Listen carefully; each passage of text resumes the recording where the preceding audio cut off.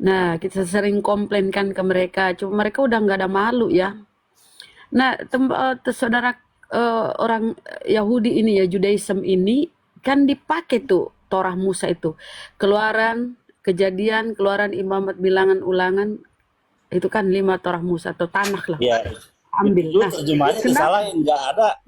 Nggak ada kitab yang namanya Keluaran, nggak ada. Itu Shemot, Oh, oke, nama-nama. Harusnya oke, Shemot, oke, nama-nama. oke, Kenapa jadi Keluaran? oke, oke, sebentar, sebentar, Aki.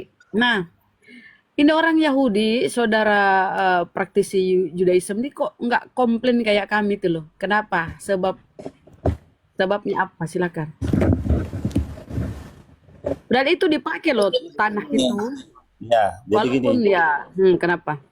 Orang Yahudi itu, saya dari Rabi saya yang ngajarin saya selama 5 tahun, Rabi Tovia Singer, dia bilang orang Yahudi itu karena tugas mereka dari kecil ya, umur 5 tahun udah masuk eh, midras, ya, midrasah, belajar sekolah agama.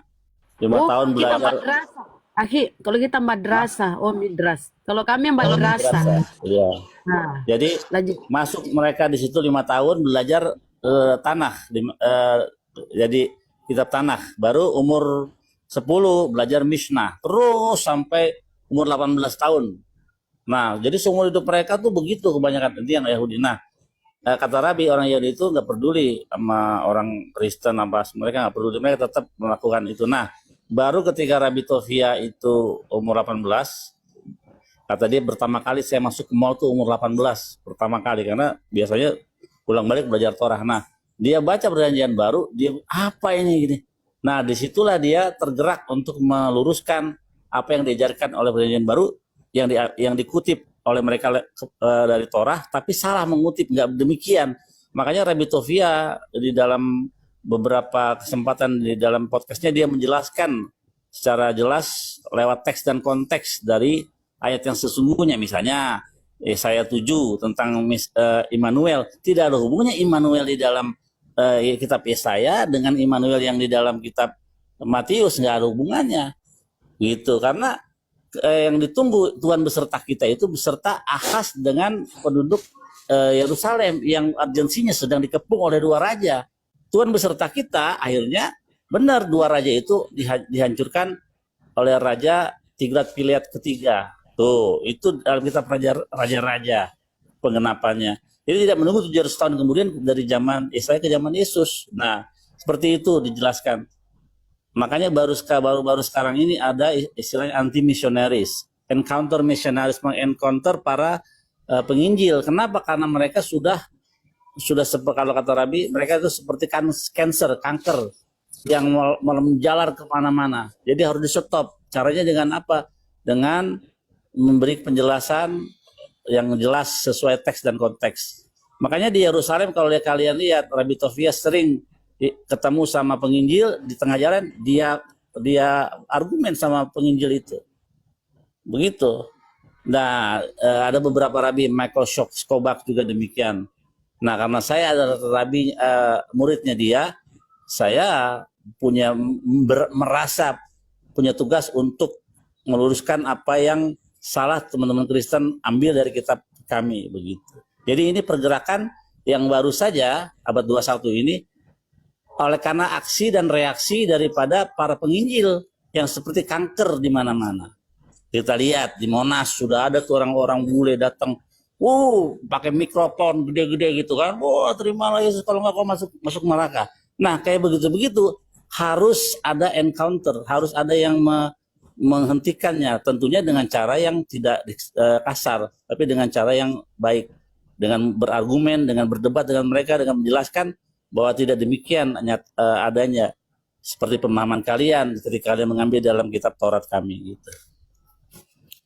Hmm, Allah. Pantesan Rabbi Topia Singer itu pernah podcast ya, disampaikan ya bahwa begini-begini. Oh, keren-keren.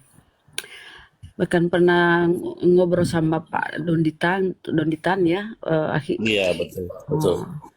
Jadi itu ya sehingga apa ya sekarang mulai mulai banyak saudara-saudara kita ya kalau kita lihat misionaris di sana itu diludahin loh.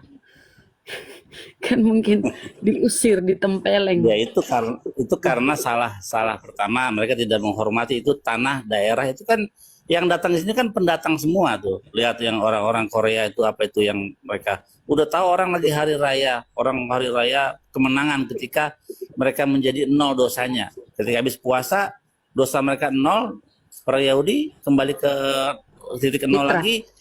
Ya, terus Hmm. mereka merayakan hari yang namanya Sukot, hari raya Pondok Daun. Mereka gembira. Nah, harusnya, ada orang Yahudi, entar dulu, biar mereka lewat dulu. Kita lihat dalam film itu, orang-orang yang bawa salib itu sempat berhenti. Berhenti, ada orang Yahudi. Mereka tahu nih, wah, tapi nggak apa-apa, demi Yesus kita harus berkorban. Harus bisa mati di dalam nama Yesus. Ya konyol lah, jelas aja diludahin. Itu logika Dahi. aja.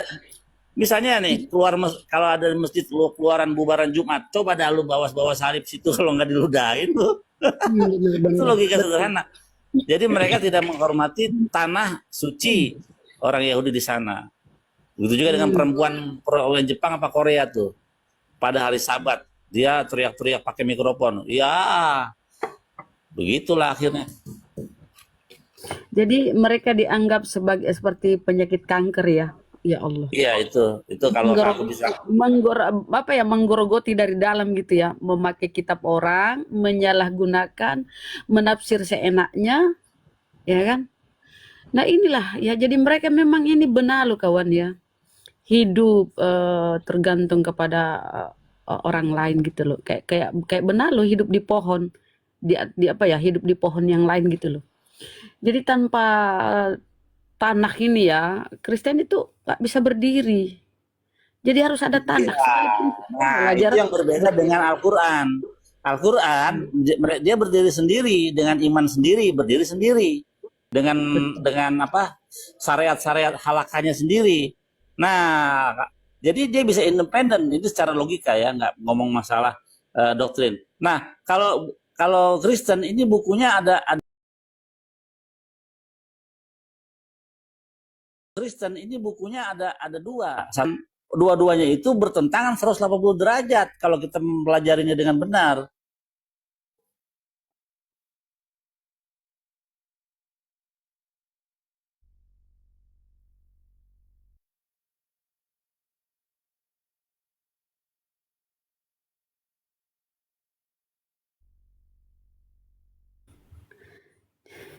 Jadi mereka memang itu dianggap kan penyakit kanker ya, menggerogoti dari dalam ya, berusaha berusaha apa ya, merusak dari dalam.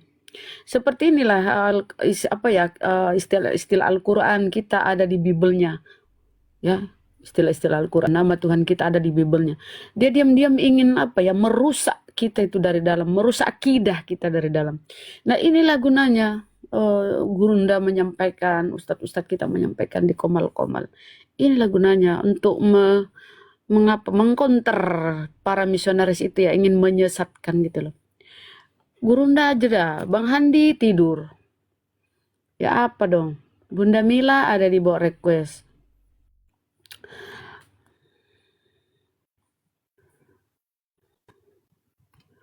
Ada Oten juga di bawah ya. Tunggu ya, aku telepon.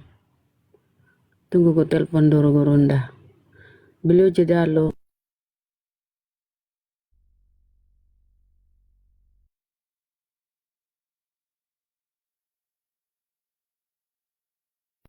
Bang Billy tadi kelempar ya, terlempar ke pental.